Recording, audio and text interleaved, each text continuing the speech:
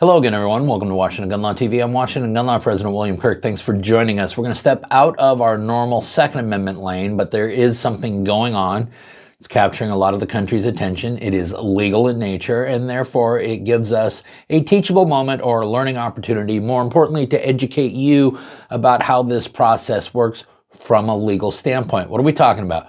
We're talking about Judge James Boasberg of the United States District Court. You all know who he is, and listen, here's the problem, is good judges are a lot like good referees in a football game. You just don't really realize they're there. When you're bad, everyone knows you're there, and that's exactly what's going on with Judge Boasberg. But now we have articles of impeachment actually being filed. Does it actually stand a chance? That's what we're going to talk about today. So today, let's spend a few minutes, let's get you educated, and let's talk about how to impeach a judge. Okay, America, we are talking about something that is obviously going to be kind of at the top of everyone's attention for the next couple of days, and that is the articles of impeachment filed by Representative Brandon Gill of Texas against United States District Court Judge James Boasberg. Now, you all know who James Boasberg is, and we all know why you know who he is, and nothing really more needs to be said. This stems, however, from the investigation conducted by Special Counsel Jack Smith, known as Operation Arctic Frost.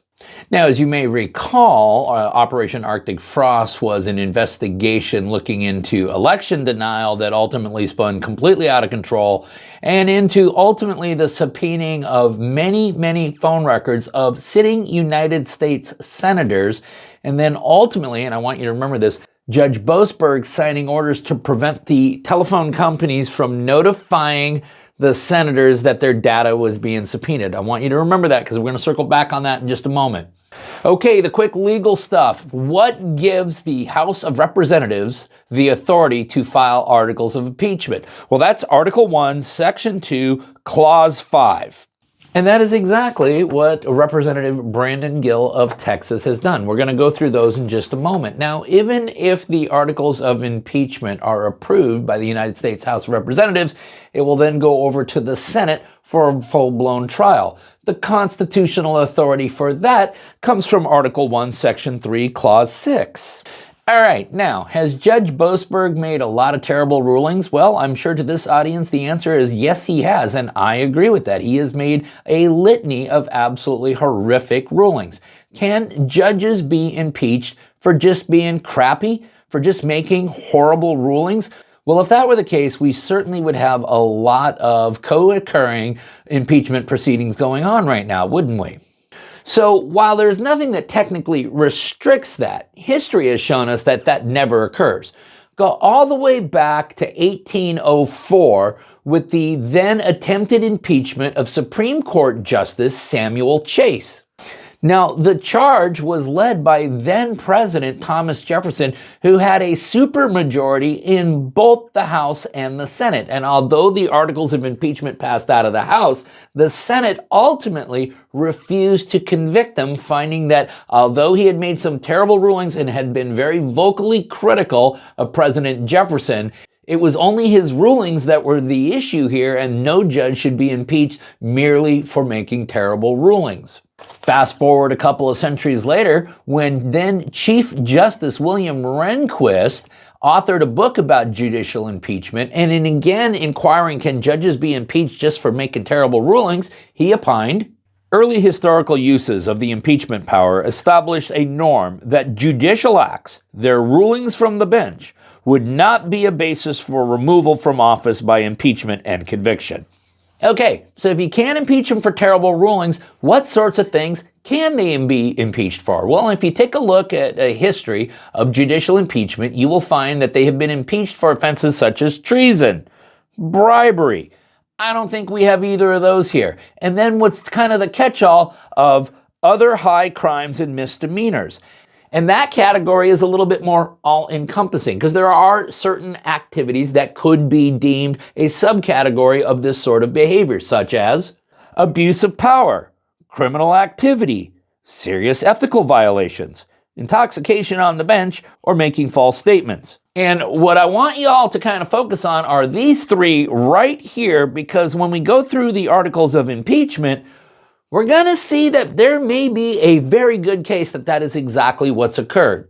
Okay, the articles of impeachment, which essentially would be the charging document if approved by the House of Representatives, drafted by Representative Gill, reads as follows. Ignoring his responsibility to wield the power of his office in a constitutional manner, Chief Judge Boasberg granted Special Counsel John L. Smith authorization to issue frivolous, non-disclosure orders in furtherance of the Federal Bureau of Investigation project codenamed Arctic Frost. These non-disclosure orders covered members of Congress who were acting in accord with their legislative duties and privileges guaranteed by Article 1, Section 6, Clause 1 of the U.S. Constitution.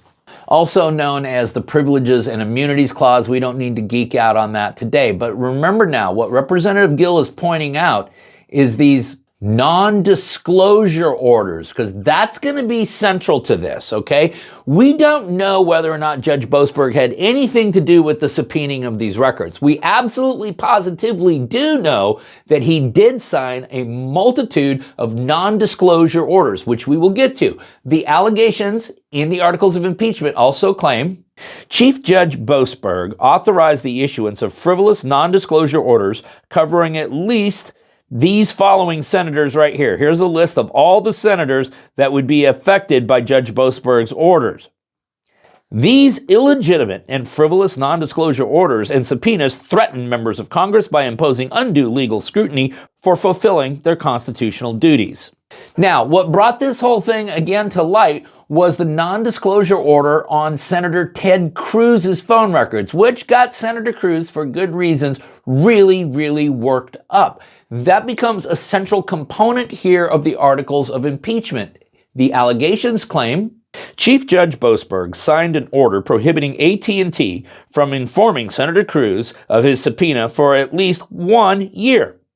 Chief Judge Boasberg expressed that there were reasonable grounds to believe that such disclosure will result in destruction of or tampering with evidence, intimidation of potential witnesses, and serious jeopardy to the investigation.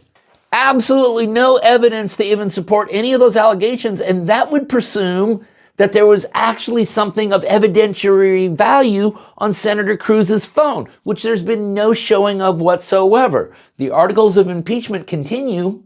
Chief Judge Boasberg had no clear reasonable basis to make this finding about Senator Cruz, which accused him of being willing to destroy evidence and intimidate witnesses in violation of both the law and Senator Cruz's ethical obligation as a member of the bar.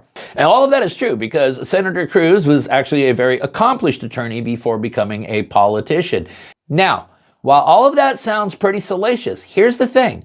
The signing of the non-disclosure orders. And so what's basically happened here is Jack Smith gets to go and subpoena the records from these phone companies. Under federal law, when a phone company is subpoenaed for records belonging to a member of Congress, that phone company is required to notify the staff of that congressperson to let them know, hey, so-and-so is asking for your phone records, okay? Doesn't mean they don't have to give them up, but it notifies them that they're going to be giving up these phone records. Now, what Judge Boasberg did was sign an order saying, I'm hereby ordering AT&T, you do not tell Senator Cruz that we're doing this, okay? That's by order of the court itself. That order is in violation of pre-existing and well-established federal law. That's the hook here, okay? That's the hook for Representative Gill. The applicable law that Judge Boasberg's order is in violation of is 2 United States Code Section 6628, specifically subsection C. Because that law, which uses the abbreviation SAA, and that is Sergeant at Arms. So we're talking about the Sergeant at Arms for the Senate here, okay? That law specifically and unequivocally states, notwithstanding any other provision of law or rule of civil or criminal procedure, the office of the SAA, any officer, employee, or agent of the office of the SAA, and any provider for a Senate office that is providing services to or used by a Senate office shall not be barred through the operation of any court order or any statutory provision from notifying the Senate office of any legal process seeking disclosure of Senate data of the Senate office. Okay?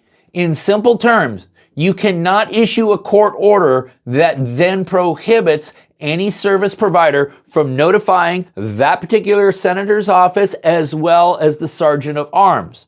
But a federal judge who presumably would know what federal law states signed an order basically ordering these cell phone companies to violate federal law. So, does that constitute an abuse of power or potentially criminal activity or a serious ethical violation?